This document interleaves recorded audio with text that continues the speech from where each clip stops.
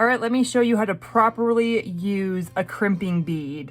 Now, crimping beads help your necklace or your bracelet stay together. It's a little bead that crimps when you use the tool. And so I'm gonna just pretend like I'm putting on a clasp at the end of a necklace or a bracelet. So I need to have my clasp right, and usually clasps come with jump rings.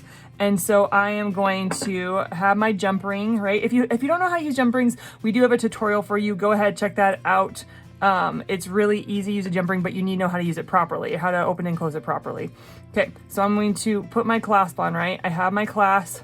Let's say I have my necklace already. This is a necklace. Pretend this is a necklace with me. I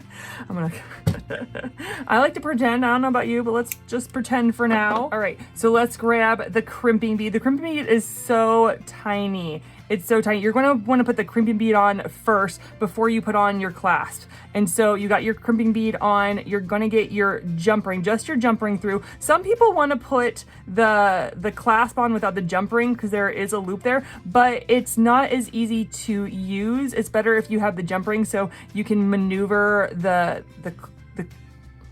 you can maneuver the clasp better. So you do the crimping bead, you do your jump ring with the clasp on, and then you want to wrap your wire not around the crimping bead, but just around your jump ring that's a clasp on it. So just do it around this guy, right? We do it around that one, and then we put it back through the crimping bead.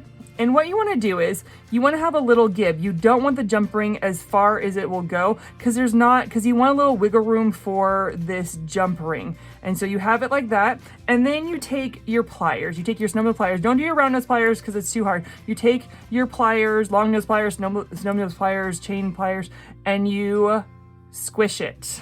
You crimp it is a proper term. You crimp it, and it should be completely fat. Make sure that you don't crimp it wonky where you're only crimping one side. It needs to be all the way. And then there you have and then this will stay and you'll keep your necklace together. And so that is how you properly use a crimping bead.